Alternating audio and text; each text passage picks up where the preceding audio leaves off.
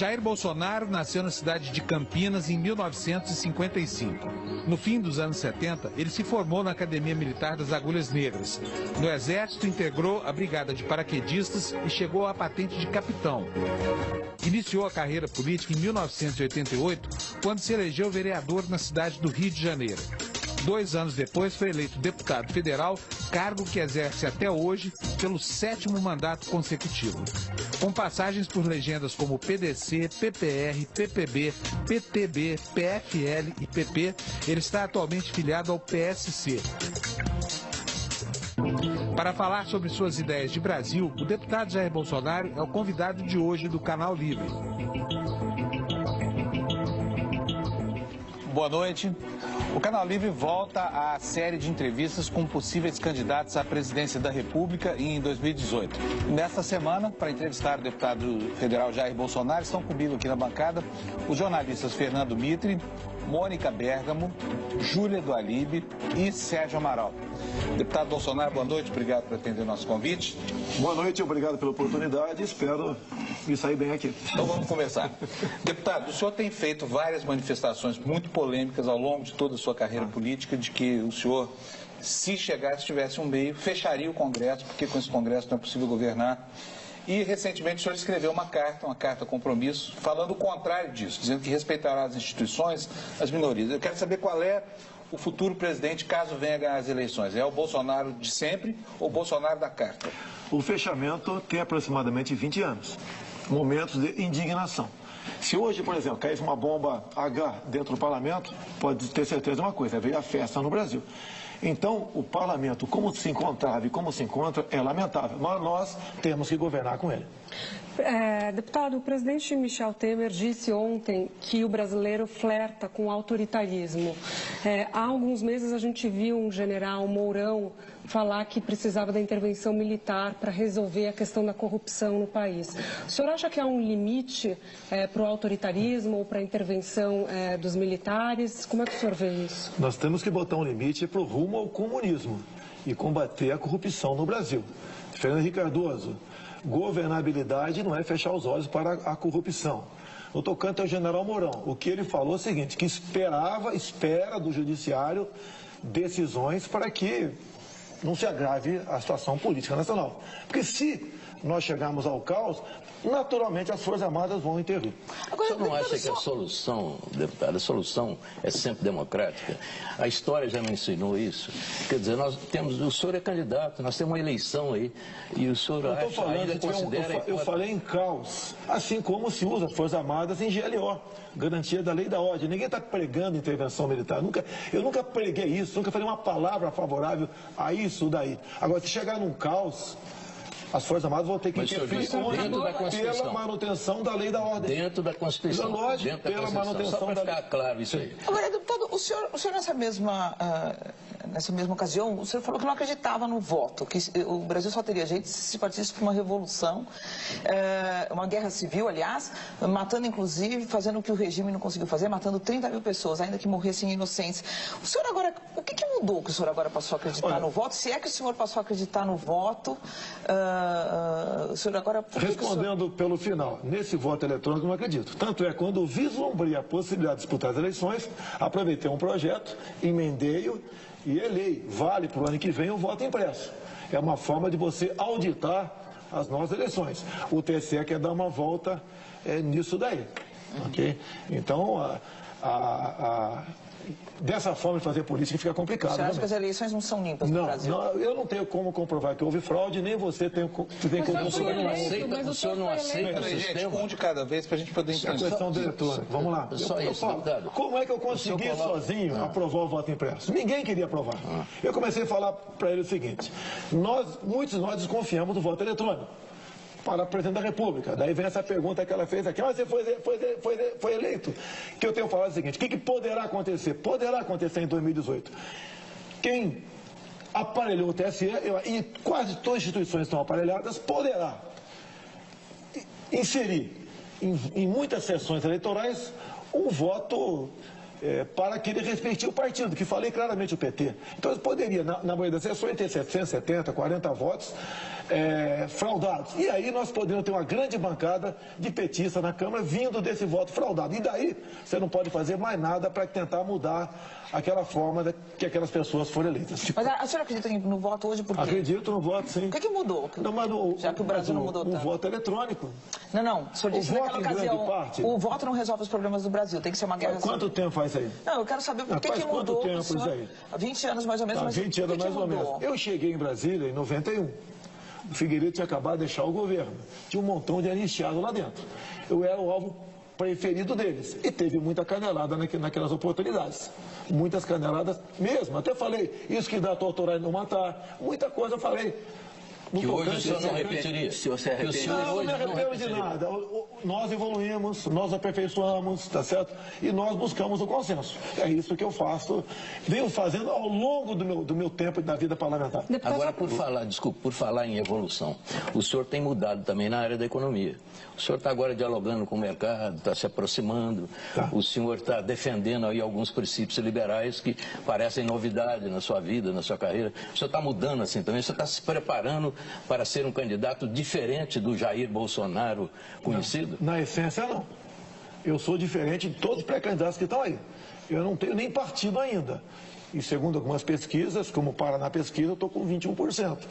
Eu devo ser uma pessoa que tem que ser analisada, o que me fez chegar até esse momento de certa projeção nacional. E digo mais, Beatriz, quem declara voto a mim, dificilmente muda. Então, em não havendo fraude, com toda certeza, eu estarei no segundo turno. No tocante à economia, eu sou o único que tenho falado, ouvindo pessoas que eu confio. Não basta você ser economista, eu tenho que confiar em você. Nós chegamos à conclusão que, com regras, o Banco Central tem que ser independente, até para uma previsibilidade, até para que eles possam trabalhar com metas, no tocante à inflação, juros, ajuste fiscal, entre outras coisas. Eu não sou especialista em economia. Eu tenho que ser especialista eu tenho que ser um médico porque eu vou indicar o futuro ministro da Saúde? Não é por aí. Eu tenho que ser a pessoa de o senhor adotou o velho tripé, né? O senhor já falou. Tem que ser, até que deu certo depois de algum tempo, depois de muita tentativa e erro. E o Brasil perdeu muito até chegar a esse ponto que tem que ser preservado na questão da economia. O senhor acabou de dizer que quem declara voto no senhor não muda. Só que muita gente, eu já vi muitas análises, que nesse seria um voto de protesto. O senhor acha que já dá para diferenciar, então? Não é um voto de protesto? Os números da pesquisa representam o que é real hoje, já? Eu tenho certeza que é dessa forma. Logicamente, eu agrego um pouco de voto de protesto. Até o Dória tentou capitalizar um tempo atrás, que seria o anti-Lula. Eu sou anti-Lula desde quando eu entrei na política, tá? Então, capitaliza muita coisa para mim. Eu tenho fala simpatia, né? Simpatia do público evangélico, simpatia enorme do agronegócio, das pessoas que querem ter uma arma dentro de casa, das pessoas que querem um currículo escolar diferente dos que estão aí, das pessoas que querem fazer comércio com o mundo sem o viés ideológico. Eu tenho simpatia dessas pessoas todas, que ao longo do tempo, vão se transformando em possibilidade real de voto. Deputado, o senhor tinha uma posição bastante intervencionista no que tange à economia. Até a Folha publicou um levantamento feito com base nas suas propostas, nas suas votações no Congresso. Agora o senhor está adotando esse discurso liberal. Queria entender um pouco o que é esse intervencionismo com um pouco de liberalismo. O senhor é a favor da privatização da Petrobras, da Eletrobras, e o senhor votou a favor de subsídios. Que tipo de subsídio o senhor acha que a economia é favorável para movimentar a economia? Para mim, a Folha não é referência de absolutamente nada. Tanto é que eu não atendo mais a Folha de São Paulo, a não ser gravando entrevista. Deturpam tudo, tem seus interesses. No tocante à economia, tem estatais que não tem que ser privatizadas, tem que ser extintas. Tipo? Eu não quero entrar em detalhe aqui, porque careceria de um bom estudo vindo do BNDES para mim. Eu não quero entrar em detalhes aqui. Até porque eu não quero aqui que alguma coisa que porventura eu fale aqui de forma equivocada sirva para potencializar outros setores da nossa imprensa. Outros estatais têm que ser privatizadas sim. As estratégicas, você tem que ver o modelo. Você não pode entregar essas questões estratégicas para o capital que pagar mais para você. Eletrobras. Fala-se em Golden Share, privatizar, exemplo da nossa Embraer. Então, isso que eu tenho assimilado e concordado com pessoas que me trazem essas informações da área política. Eletrobras. É a mesma coisa, no meu entender. Quando eu falei há pouco tempo a questão da China, né? Eu falo a China porque a China é que tem mais dinheiro, a China está sendo mais agressiva nessas questões. A China não está comprando do Brasil, está comprando o Brasil. Então, com Golden Share ou com uma forma de privatizar semelhante à nossa Embraer, você pode abrir o capital e privatizar até essas Só para concluir aqui, ainda a respeito dos seus projetos no Congresso, qual o projeto que o senhor escolheria para dizer, desse eu me orgulho? Esse é o projeto da minha vida no Legislativo. O próprio voto impresso. Que nós damos uma garantia à população que as eleições estão sendo conduzidas de forma justa, onde você vai garantir em quem você votar, o voto vai para aquela pessoa. Agora, você sabe a dificuldade de apresentar um projeto de aprovar um projeto em Brasília, ainda mais eu. Eu tenho um projeto, por exemplo, que fala da cassação química para defender as mulheres, e as mulheres da esquerda, do PT, não deixam o projeto ir para frente porque é meu. Então, eu não sou o Jair Bolsonaro, eu sou o capitão Jair Bolsonaro, que sou um fantasma para a esquerda brasileira ainda, que está dentro do parlamento brasileiro. Não, lembrando que não são só as mulheres do PT, né? Tem de outros partidos também, mas o senhor tem tentado se aproximar do mercado, conversado com bancos, com empresas de investimentos. A reforma da Previdência é uma reforma considerada a menina dos olhos do mercado, uma reforma radical que é o mercado, né? Qual é a reforma da Previdência que o senhor defende? Por exemplo, em relação aos militares e a reforma geral. O que o senhor... Quer começar pelos militares? Se quiser botar os militares na Previdência, eu concordo. Desde que temos direito à greve, fundo de garantia... Então o senhor não concorda? Peraí, não é igualdade? Não, mas o senhor concorda, porque não pode os militares fazerem greve. Mas peraí, mas se é para pagar, ser iguais na Previdência, tem que ser iguais também nos deveres atrás. Ok? Agora, o militar sempre foi, para o mundo todo, né, uma instituição à parte. Nós não temos, o mundo todo, pelo que eu sei, raros são os países que fazem previdência. Ele tem um aparato social que lhe garante aquela aposentadoria que tem o nome de inatividade, é diferente. Por exemplo, eu vou estar daqui a pouco na formatura do terceiro sargento de especialista em Guaratinguetá. A garotada se forma lá, falando inglês, inclusive, ganhando bruto R$3.400 por mês. Ao longo de 5 anos, metade pede demissão. É para continuar dessa forma? Se podem continuar se prevalecendo da disciplina do militar para subjugá-lo, não é dessa forma.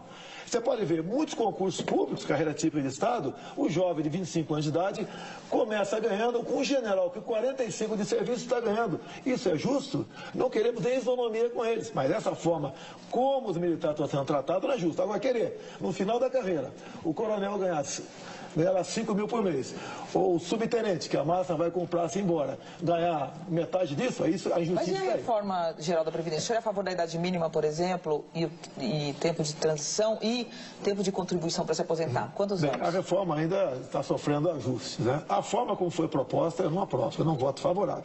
Quando se apareceu os 65 anos, a forma inicial, por coincidência, eu estava no Piauí. E ali eu puxei um ato, estava comigo, e vi a expectativa de vida do povo daquele estado, 69 anos. Eu acho que buscar aposentadoria com 65, não. As propostas que nós estamos estudando é uma outra, que você começa a ganhar uma parte do salário mínimo com 55 anos de idade. Com 60 outra parte, com 65 o final, que seria o mínimo, o salário mínimo. Essa proposta está sendo estudada. Logicamente, quando se fala nisso, né, tem uma transição. E eu sempre... estou pressionando quem está comigo nessa área. Como fica a transição? Como o povo vai entender isso daí? Que eu tenho que apresentar alguma coisa. Tá? Então, essas coisas estão sendo estudadas, no meu entender, é algo diferente. O que eu tenho diferente para apresentar, Mitre, é a questão de... Eu duvido que eu sentado na cadeira presidencial vai aparecer o senhor Renan Calheiros lá e falar, eu quero o Banco do Nordeste para mim. Eu duvido que isso venha acontecer. A forma de fazer política, como foi feita até o momento. E toda a imprensa pergunta para mim, como você vai governar se eu tomar lá da cá?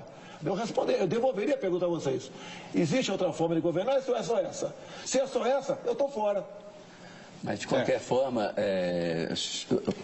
a interação com o Congresso é imprescindível para um presidente da República. O senhor não teme, com esse pensamento, com esse tipo de pensamento, virar um novo Collor, uma nova Dilma? O Collor entrou com questão de corrupção. A Dilma foi de pedaladas, entre outros assuntos também. O meu caso, eu estou imune à corrupção. Inclusive, fui citado no Mensalão, fui citado no Petralão, por Alberto Youssef, devolvi dinheiro da JBS Friboi. Eu sou uma pessoa diferente dos que estão lá. Agora, não dá para o parlamento e o executivo ser um corpo só. Como está discutindo agora. O PSDB vai desembarcar, o PP já está de olho no Ministério das Cidades. E vão ratear tudo que está lá. Ou seja, quem escala o time não é o técnico, né? Quem escala os ministérios não é o presidente, é o parlamento. Eu não seria o bobo da corte jamais. Eu pretendo começar, por exemplo, quem vai ser o ministro da Defesa? Vai ser um oficial general de 4 estrelas. Quem vai ser o ministro, por exemplo, da Saúde? Alguém que entenda desse assunto, obviamente. Mas assim, cada ministério. Se é para aceitar indicações políticas, a raiz da ineficiência do Estado e da corrupção, aí fica difícil você apresentar uma proposta que possa realmente proporcionar dias melhores para a nossa população. Mas tem um problema, o senhor precisa da maioria no Congresso, se o senhor for presidente, para aprovar suas matérias. E aí, isso significa, organizar a maioria significa dividir o poder. E isso pode ser feito dentro de uma legitimidade democrática clássica, muito conhecida. Como é que o senhor atuaria? Como é que o senhor faria isso? A questão do Gedel Vieira Lima em seu apartamento, isso não é uma exceção. Isso é uma regra. E, geralmente, os grupos políticos que têm esses cargos para se beneficiar. Eu já tive 2 reuniões, chegou agora o grupo de 18 parlamentares comigo. Tá? O que nós estamos decidindo? Como governar sem o toma lá da cá. Esse grupo nosso, eu acho que até abril, maio do ano que vem, vai ter uns 100 aproximadamente. Seria por aí. O que nós temos que entender, a mensagem que eu quero dar para todos o Brasil, inclusive o parlamento, é o seguinte: se o Brasil estiver bem, nós estaremos bem. E não o contrário. Não, o meu grupo político estando bem, o Brasil vai estar bem. Nós estamos partindo para o caos. Não dá para continuar administrando o Brasil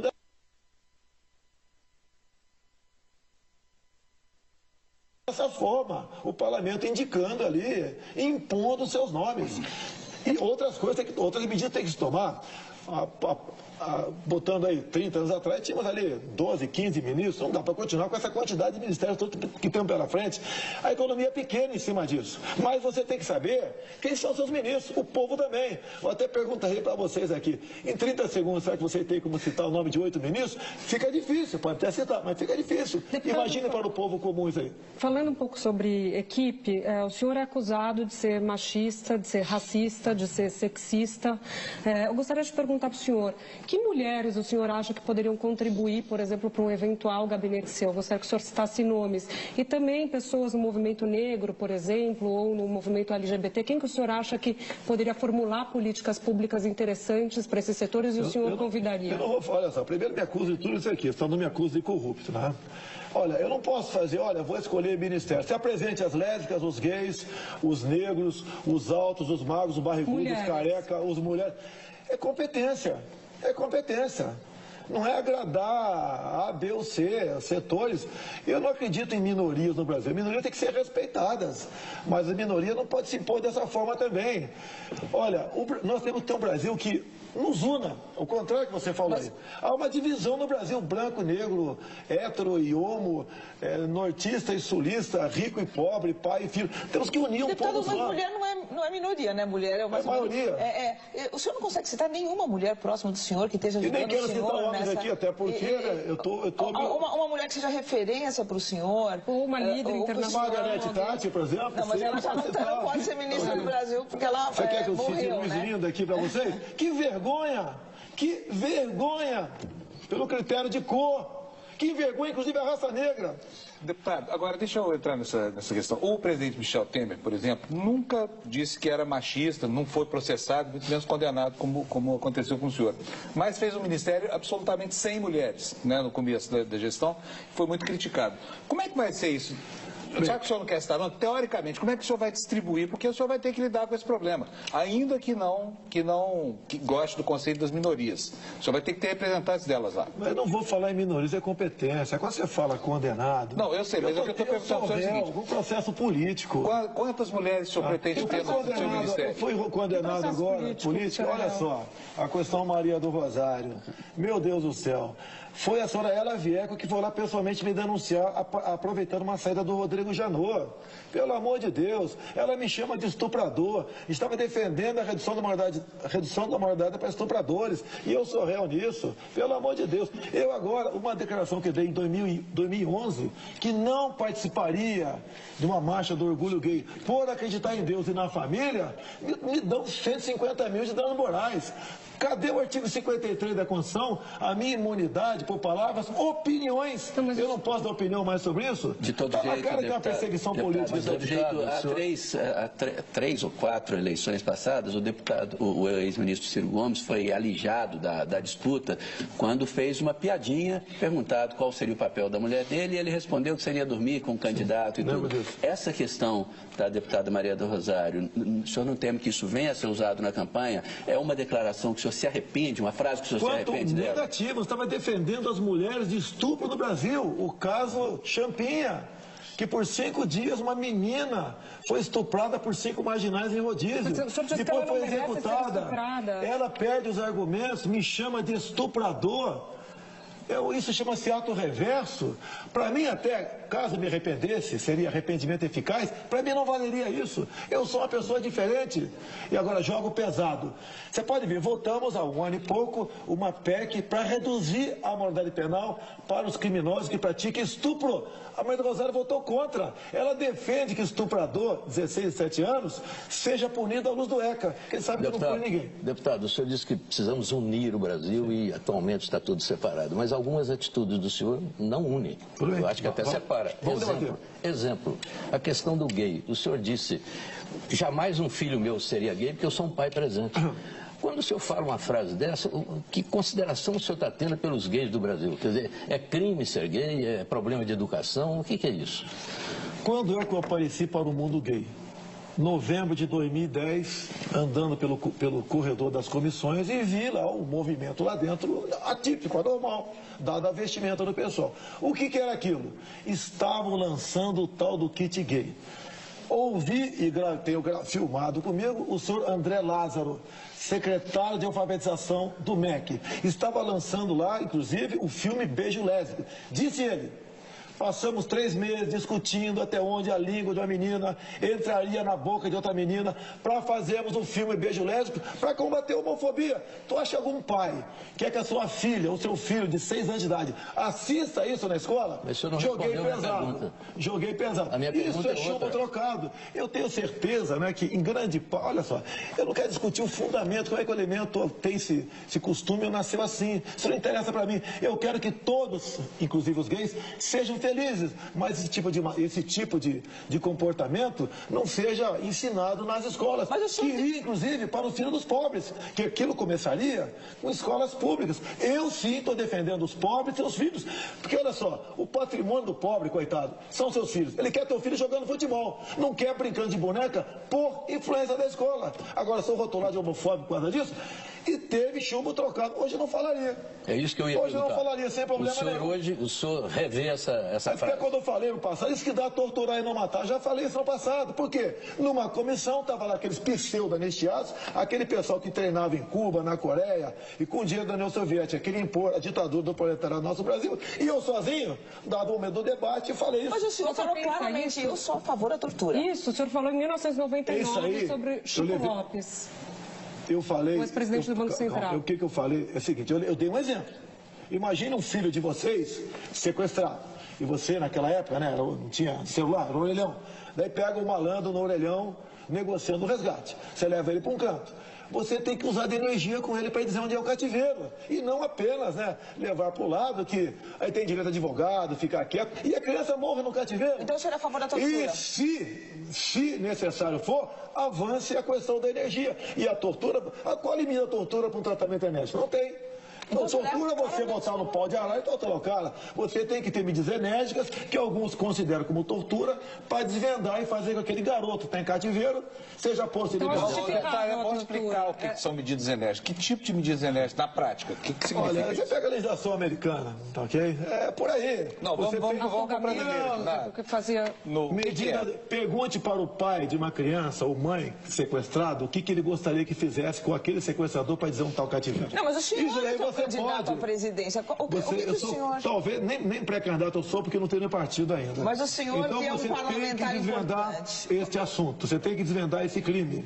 Agora, a maior tortura que aquele moleque está sofrendo em cativeiro, pense na tortura do moleque e dos pais. Claro. E depois pense nos direitos humanos do sequestrador. Mas o pai não está preparado para discutir políticas públicas. O homem público... O pai quer o filho de volta. Sim, mas o senhor como homem público, o senhor então é a favor da tortura? Olha, a tortura... Usou-se muito o termo tortura no Brasil. O senhor usou? Eu sou a favor da tortura. Já usei, sim, já usei, não vou negar isso daí. Dilma foi torturada, é brincadeira. Aquela foto dela no STM, né, onde tem um major com a mão na cara é para não ser identificado, para que grupos aqui fora terroristas fossem para cima dele ou da família dele. Coisa errada aconteceu, ninguém discute isso aqui.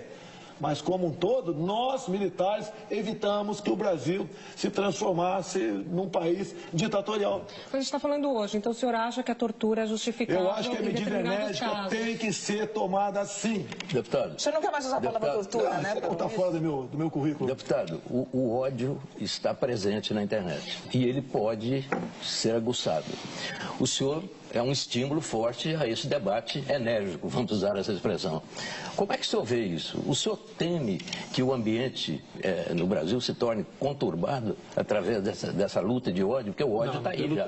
Como é que o senhor vê isso? Como é que o senhor vê isso? A Venezuela, se não me engano, acabou de criminalizar, então chama-se crime de ódio lá. Ou seja, o governo central faz o que bem entender. Não tem dúvida, mas aqui no Brasil, nós estamos partindo para isso. Eu não prego ódio, eu sou paz e amor. Não estou dizendo o que o senhor prega ou não prega. Como é que o senhor vê? O senhor é um estímulo, não tem nenhuma dúvida. Como é que o senhor vê isso crescendo na internet? Ninguém mais do que eu sofre isso na internet. Eu sou vítima na internet. E eu defendo a imprensa livre.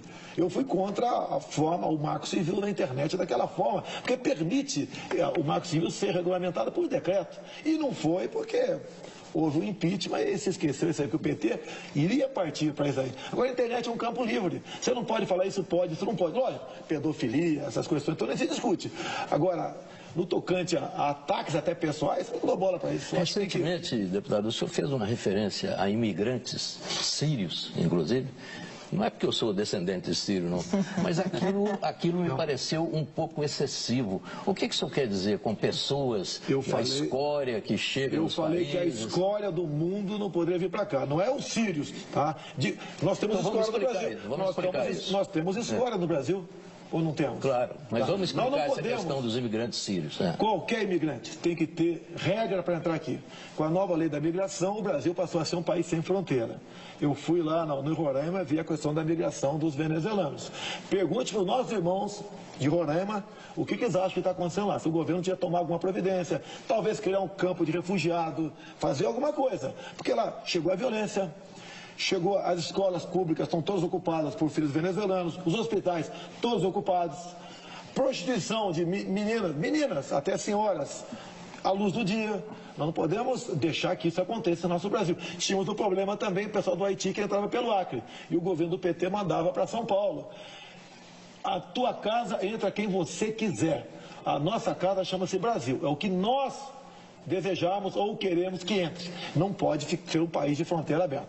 Não pessoalmente, Síria, nada disso. Até tocante a Palestina, poderia até ser contra, que a Palestina está do lado de Israel, eu defendo o Estado de Israel, mas o Palestina é uma coisa, Hamas e Fatah é outra. Temos que evitar que essa entrada indiscriminada aconteça em nosso Brasil. Deputado, falando um pouquinho do Bolsonaro de ontem e o Bolsonaro de hoje, o senhor chegou a falar no passado que sonega tudo o que for possível. Eu queria entender um pouco o que o senhor sonegava à época, ou se isso é mais uma brincadeira do senhor. O senhor ainda sonega e qual a reforma tributária, falando nessa questão de arrecadação, qual a reforma tributária que o senhor acha que é necessária para o país hoje? Eu sonego ICMS, IPI, IPVA. Olha só, há uma indignação popular. Você paga primeiro, imposto escorchante aqui no Brasil. Como é que é, Celso? Eu estou fazendo afirmação que pode ser complicado. Você não tem como sonegar. Não tem como sonegar. Se puder, o povo, se puder, sonega. Se você paga o imposto escorchante. Se quiser saúde, tem que ter um plano de saúde. Quer segurança, tem que contratá-los. Tá? Se você quer educação, é a mesma coisa. É uma indignação. Sonegava? Conta pra gente. Mas eu não sonegava nada, eu nunca soneguei nada. Sonegava tudo que podia ser, sonegava nada. Força de expressão. O senhor falou, a gente tem que esquecer. Não, força de expressão. Tudo era força de expressão. Assim como eu falei, fuzilar FHC, como é que eu fuzilei FHC? Sim, mas tudo força de expressão. Tudo era força de expressão, então tudo que o senhor falou... Força de expressão, mais um caso. E o senhor agora está mais cuidadoso com a força de expressão. Nós amadurecemos. Nós temos que mostrar à população que o dinheiro arrecadado é bem aplicado. Mas eu queria fazer uma pergunta, viu, a última, né, do bloco, pelo que eu estou vendo, a respeito da segurança. O senhor tem batido nessa tecla, o senhor é um símbolo dessa segurança com energia, como o senhor sempre diz. Mas, além da repressão, eu não vi nenhuma ideia do senhor ainda. O que o senhor propõe para enfrentar e derrotar o crime organizado de maneira racional e organizada? Coisa que o Estado brasileiro não faz, nós estamos perdendo essa guerra. Mas, além da repressão... Nós vamos responder essa pergunta pela complexidade dela no próximo bloco, tá bom? Então nós vamos para um pequeno intervalo comercial, voltamos já para continuar aqui a entrevista com o deputado Jair Bolsonaro. Até já. A Livre está de volta, estamos hoje aqui entrevistando mais um possível candidato à presidência da República, o deputado Jair Bolsonaro. E no bloco anterior o Mitre fez uma pergunta sobre segurança que eu interrompi. Mitre, repare, por favor. Eu vou sintetizar. Além da repressão, porque eu só vejo o senhor falar da repressão, mas que outro projeto o senhor tem para o combate ao crime no Brasil? Alguma coisa racional? Se você até começar a resolver a questão da economia, tu ajuda a violência a diminuir. Não há nenhuma dúvida. Um montão de medidas. Tudo que dá errado estoura na violência. Cai no colo do agente de segurança pública lá embaixo. Mas o seu projeto? Tá? Vamos lá. Primeiramente, desfazer o que foi feito até agora. Tá? Questão de armamento. Todo e qualquer cidadão de bem, se quiser ter uma arma, no que depender de mim, a terá. E para o homem do campo, fuzil, cartucho 762. Invasor tem que ser recebido assim. Afinal de contas, a propriedade privada é sagrada ou não é? Se não é, se é do Estado, estamos no comunismo, não temos que discutir mais isso daí. Uma outra questão muito importante, o policial militar. Eu falo muito pelo Rio de Janeiro, são meus amigos lá. Ele diz para mim, se eu atiro, eu vou para a cadeia. Se não atiro, eu vou para o cemitério. Tá essa desgraça conhecida como audiência de custódia. Até é comum, né? O policial prende o bandido, no dia seguinte, na audiência de custódia, o bandido conta a sua historinha lá, que foi torturado psicologicamente, o policial responde por tortura psicológica. Nós temos que ter o excludente de ilicitude para a operação policial e para a legítima defesa também. O policial em operação responde, mas não tem punição. E legítima defesa também. Olha o caso Ana Hickman, o cunhado dela, está em tribunal de júri lá em Minas Gerais. Reagiu a uma invasão do quarto de hotel, o marginal deu 2 tiros numa mulher, ele conseguiu tomar a arma, deu 2 tiros na cabeça do cara, vai responder por excesso. Mas, deputado, mas o senhor não tem ideia a respeito, por exemplo, da comunicação entre as polícias? Tudo bem, dos estados se unindo, uma política nacional em consonância com políticas estaduais? Estou perguntando por políticas. Tá. Esse tipo de repressão o senhor tem falado muito. Não, tenho falado, isso diminui a violência e muito. A partir do momento que o bandido suspeite que vai encontrar uma reação dentro da tua casa, vai invadir a tua casa. Agora deixa eu colocar um problema aqui para o senhor. Ele não respondeu a parte do projeto que ele teria para... Os outros não têm projeto nenhum. Os projetos dos outros é direitos humanos, é desarmamento, é desarmar a população. Como se a população de bem que estivesse armando a bandidagem, não é por aí. Mas você fala em fronteira. Lógico que dá uma força na fronteira, mas são 17 mil quilômetros. Quer ver uma coisa? Rio de Janeiro, já tive 2 reuniões que eu participei, não como o autor, né, mas coadjuvante, o pessoal transporte de carga no Brasil. Num espaço de 40 quilômetros da Avenida Brasil e Dutra, em média são assaltados 27 caminhões de carga por dia. Como resolver esse assunto? Sem o excludente de ilicitude? Sem o policial poder agir, atirar e se matar outra. E a polícia? E a banda podre da polícia? E as relações espúrias da polícia com os bandidos? Como foi denunciado pelo ministro da Justiça recentemente? Mas não falou nome, né? Um homem como ele não fala nome. Como é que o senhor vê jogar todo mundo no mesmo caldeirão. Mas como é que o senhor vê isso? Eu vejo, lógico, a banda podre com maus olhos. Isso parte das corregedorias, da política do Estado, buscar e ela sanear é uma presença forte lá. O que sempre aconteceu? Eu estive no Espírito Santo agora, na semana. O que aconteceu há pouco tempo lá, no Estado, em especial Vitória. A polícia ficou dentro dos quartéis. Olha como cresceu a violência. E de forma assustadora. Agora, o que acontece? Há anos, o governo do Estado simplesmente ignorava a sua tropa. Ou seja, muitos governadores se prevalecem da disciplina do militar para subjugá-lo. Os governadores têm sua participação nisso também. No Rio de Janeiro, problema até de pagamento. Um soldado ganha 2.500 por mês. É injusto. Não quero que pague 10, mas tem que pagar 2.500. Não é injusto isso aí. Isso colabora com a violência. Deputado, agora um problema aqui para o senhor. O senhor prega que precisa haver mais repressão, né? Portanto, mais enfrentamento direto do crime. Só que o Brasil hoje tem 60 mil mortos por ano, metade mortos pela polícia. A polícia de São Paulo nunca matou tanto e os índices de criminalidade vão subindo exponencialmente. Então eu queria saber do senhor se não há um paradoxo aí. Por exemplo, não seria melhor, ao invés do enfrentamento e do uso da violência, de atenuantes para exorbitância na ação policial, usar a inteligência ao invés da força? Olha, você fala em a polícia matou tanto, né? Você quer que a polícia não atire? Não, mas alguém são bota 30 mil alguém mortos, bota o fuzil isso é muito em qualquer país. Alguém bota o fuzil no peito do soldado, uma pistola no seu corpo, é para usar.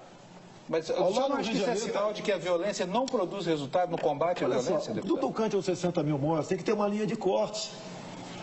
Quantos bandidos e quantos inocentes morreram? Se morreram 40 mil bandidos, tem que passar para 80 mil. Não tem outro caminho. Não dá para combater a violência com política de paz e amor. Isso é impossível. Nós, Paluso, você não é diferente de mim, nós só temos uma vida.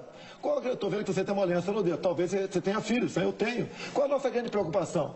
Não é nem conosco, não é? É com nossos filhos. Como combater isso daí? Não é essa política de direitos humanos, de abraçar a Lagoa Rodrigo de Freitas, soltar pombinho em Copacabana, de audiência de custódia, de política de desencarceramento, de achar que todo preso é uma vítima da sociedade. Ele é responsável. Não é que ele tem que pagar seu crime. O objetivo da cadeia é tirar o marginal da sociedade, que não continue estuprando, sequestrando, roubando, praticando latrocínio. E é que eu sempre digo, se dentro da cadeia é tão ruim, é só não fazer M, que tu não vai para lá. E ponto final. O ser humano só respeita o que ele teme.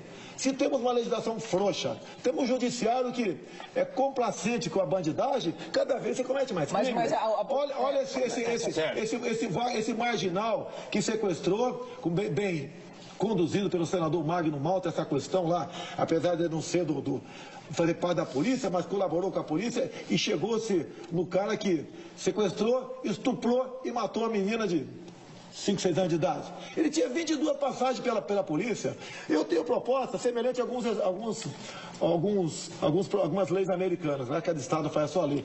Gostaria eu que cada estado fizesse o Código Penal, que também gostaria muito. Lá, por exemplo, tem estado, lei dos 3 crimes. Você furtou uma coisa hoje, roubou um caminhão amanhã e deu um tiro e não acertou em alguém lá na frente. 25 anos de cadeia sem progressão. Eu tenho um projeto para passar para 10 anos. Acaba até com aquela historinha de um elemento ser preso, né? E ficar na dúvida e cumprir uma pena só por ser pobre. Nós temos que aprofundar isso daí. Nós temos que mostrar para o marginal o seguinte: olha, se você fizer besteira, você vai pagar uma pena alta. Você vai ver o teu time de futebol ser campeão, né? Você não vai tomar uma cervejinha fim de semana com a tua família, não vai ver teus filhos, vai complicar o teu lado. Nós temos que transformar realmente o ato em si, que ele venha a ter pavor desse ato, porque ele vai pagar uma pena e um crime muito... O CNJ, deputado, ele tem estatísticas que apontam que da população carcerária, a imensa maioria está ligada a tráfico de drogas e a questão de tráfico de armas também. Se não entrasse tanta droga, se não entrasse tanta arma no país, é a questão que o Mito estava falando, uma política de fechar a fronteira mesmo, não seria muito mais eficiente? Olha, a fronteira Estados Unidos-México, em torno de 3.400 quilômetros. A nossa são 17 mil quilômetros. Sem comentar. Não temos como controlar essa fronteira toda que está aí. Não existe essa possibilidade física, material e com recursos para você fazer isso aí. Mais ainda, tem uma portaria de 2010 do Ministério da Justiça que se aplica, não se aplica para as polícias estaduais, se aplica para órgãos federais. Proibido tiro de advertência, proibido se atirar, se uma viatura furar uma barreira policial, proibido atirar neles, proibido você enquadrar um marginal, apontar uma para ele. Ou seja, fica difícil você fazer segurança com tanta gente defendendo tantos marginais em nosso Brasil. Agora, deputado, é o seguinte, é claro que esse discurso de que o marginal tem que ser preso, isso é uma coisa que agrada muita gente e parece óbvia, né? Mas, se a gente pegar concretamente, do ponto de vista da eficácia de políticas públicas, o encarceramento aumentou muito no Brasil, se não me engano, quadruplicou, e a violência não diminuiu. O senhor acha que é eficaz essa política? Eu não estou falando do ponto de vista do pai que tem o seu filho que sofreu. O senhor me perguntar se você for assaltado agora, você não reage? Óbvio que eu reajo. Eu estou falando da eficácia de uma política pública. Por exemplo, o ministro Gilmar Mendes, quando era presidente do CNJ, ele viajou o Brasil inteiro e soltou pessoas que, através de mutirões carcerários, soltou pessoas que já tinham cumprido sua pena há muitos anos e continuavam encarceradas por falta de advogado e continuavam lá, obviamente, se ligando a organizações criminosas. É eficaz essa política de desencarceramento diante dos números concretos? Então vamos desencarcerar. Tem um projeto no Senado agora, ridículo projeto, tá? Já aprovou, está chegando no plenário. O diretor de estabelecimento prisional, caso a população seja um pouco grande, ele pode fazer gestões para botar na rua. Há pouco tempo sepultamos lá um projeto de lei que tratava do Estatuto do Encarcerado. Pelo amor de Deus. Dava direito a cada grupo de 1.000 encarcerados, 5 médicos. Dava direito a eles a presidiar, inclusive, salão de beleza. Criava o dia do encarcerado, dia 25 de junho. Criava, inclusive, dos direitos do preso. O preso não tem que ter direito. Tem que ter direito nenhum. Ele não é cidadão mais. Não é ressocializar? Porque não, o objetivo da cadeia não é ressocializar, não. É tirar o canário da sociedade. Tá? Então, dava direito à cela individual. Cela individual, ou seja, o pessoal de colarinho branco não ia mais para a cadeia, porque estaria a cadeia cheia com outro tipo de criminosos. Tá? Então, esse tipo de política que foi adotada até hoje tem que desfazer tudo isso aí. Lógico, depende do parlamento brasileiro, depende. Tá? No que depender de mim, se eu chegar lá, nós vamos desfazer tudo que foi feito pelo PT e pelo PSDB nessa questão também. Bom, o Canal Livre vai para um último intervalo, voltamos já para concluir a entrevista com o deputado Jair Bolsonaro. Livre, conosco aqui hoje o deputado Jair Bolsonaro. E, Júlia, por favor, você quer abrir o bloco? Deputado, queria voltar a essa questão, voltar a debater economia e falar um pouquinho sobre esse perfil do senhor intervencionista, nacionalista e agora um liberal. Quais reformas microeconômicas que o senhor acha que são as mais importantes? Quais o senhor colocaria em prática assim que assumisse? E como o senhor vê a participação do capital externo na economia brasileira? Inclusive, por exemplo, China. O senhor já mostrou alguma resistência à China. E compra de terras, por exemplo, o senhor acha que os estrangeiros podem adquirir terras? Qual o limite? Bem, vamos começar pelo último, né? Compra de terras. Vamos supor que eu fosse o dono da despensa da tua casa. O que você comeria amanhã? O que eu quiser. Quando se fala em China, a China tem montanhas de dinheiro. Poderia ser um outro país, mas no momento é a China. Há muito se discute, né? E já compraram em parte terras agricultáveis no Brasil. Vão matar o nosso agronegócio. A nossa segurança alimentar, com toda certeza, estará na mão dos chineses no futuro. Nós queremos isso. Inclusive, a mão de obra deles é barata. Daí um jornalista, outro dia, ao eu falar isso, né, ele comentou lá na outra ponta da linha. Nós temos a legislação brasileira aqui que vai impedir isso daí. Eu falei, não impede os cubanos.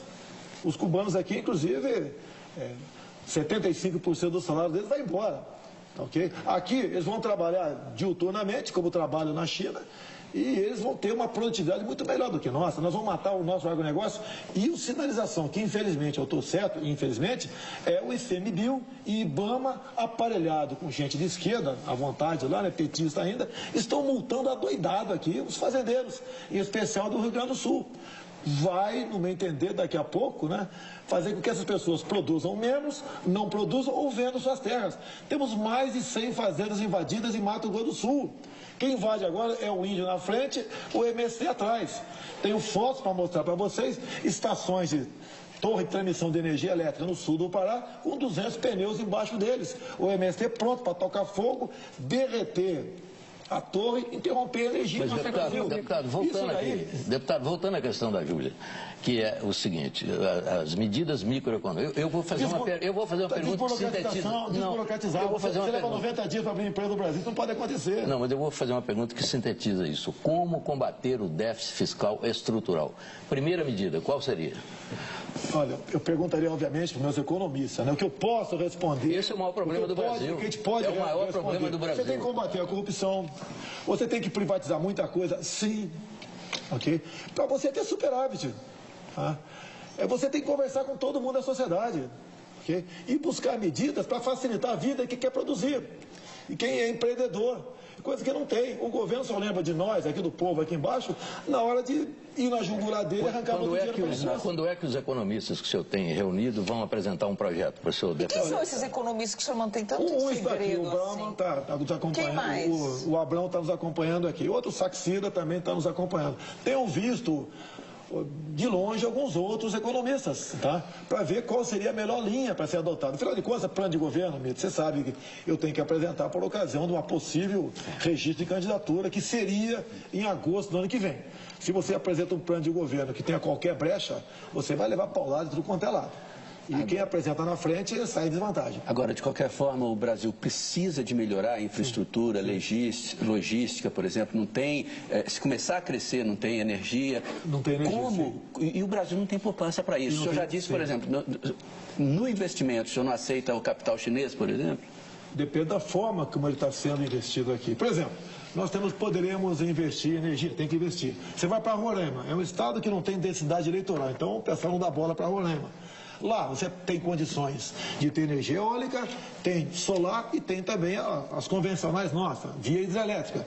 Essa última você não consegue fazê-la. Por quê? Problema ambiental e problema indígena. Você tem que solucionar esse problema aí. Você pode ver, quando me permite aqui falar em economia um pouquinho mais, outras áreas, quando se fala, por exemplo, em turismo, que movimenta 10% do PIB no mundo, a questão ambiental não permite você fazer turismo na Baía de Angra dos Reis. Não permite você fazer turismo na região de Foz do Rio Ribeira de Iguape. Você pega Cananéia, você pega a Ilha Comprida e pega Iguape, você não pode fazer turismo ali. Essa maneira xiita de tratar a questão ambiental prejudica e muito a nossa economia. A economia vai bem quando o cidadão vai bem. Quando você tiver liberdade para exercer uma profissão, abrir com facilidade o teu negócio e começar a produzir algo. Aí a economia começa a ir bem, no meu entender. Mônica, deputado, última pergunta. Há um consenso no Brasil de que o consumo é sobretaxado, o que penaliza quem tem menor renda, e a renda não é taxada no nível que a gente pudesse comparar com países de primeiro mundo, por exemplo. O senhor está discutindo com seus economistas a possibilidade de uma mudança nesse sistema? O senhor toparia discutir a criação ou a volta de impostos para o chamado andar de cima? Não, eu só aceito fusão ou extinção. Porque como está, é impossível o Brasil pensar em economia. A tal da curva de Laffer, né, que aprendi há pouco tempo, reconheço. Eu sou técnico em artilharia. Sei fazer derivada, integral, calcular tiro, essa é a minha especialidade. Sou formado em educação física também. Mas a tal da curva de Laffer, a partir daquele momento, se você aumenta o imposto, diminui a arrecadação. Nós já ultrapassamos. A curva de Laffer está em Marte, Saturno, não sei, está longe daqui. Você tem que trazer para dentro. Você vê, o prefeito do Rio de Janeiro pintou um problema, ele viu que vai ter problema de déficit na frente, aumentou o IPTU. Aqui o próprio prefeito de São Paulo, no tocante aos radares, continua multando da mesma maneira, taxou a Netflix, tá? E criando impostos cada vez mais. Você não pode partir por aí. Você tem que ter outras formas, né, para você fazer economia. E não apenas ver o teu lado, você tenta se reequilibrar ou não quebrar, quebrando o povo brasileiro. A economia vai bem quando o seu povo for bem. Deputado, chegamos ao final. O senhor tem 1 minuto para a sua despedida. Obrigado pela oportunidade. Sou o capitão do Exército Brasileiro. Se essa for a missão de Deus, o destino, serei soldado do povo brasileiro. O Brasil precisa de um presidente honesto, que é quase um palavrão no meu meio, que tenha Deus no coração e que seja patriota. Defenda a família, dê a posse de arma de fogo para o cidadão de bem, acabe com a nossa economia pelos viés ideológicos o mundo todo, aceite parcerias dos bons países para nos desenvolvermos aqui, aproveitar o nosso subsolo agregando valores. Eu acho que é por aí que nós podemos ir para frente. E não aceitar indicação para os seus ministérios na base do toma lá da cá. Porque aí está, no meu entender, a origem da ineficiência e corrupção do Estado brasileiro. Muito obrigado. O Canal Livre de hoje fica por aqui. Nós agradecemos a presença do deputado Jair Bolsonaro, dos meus colegas Fernando Mitre, Mônica Bergamo, Júlia Duailib, Sérgio Amaral. A você que nos assistiu, muito obrigado pela sua audiência. Boa noite, até a semana que vem. Tchau.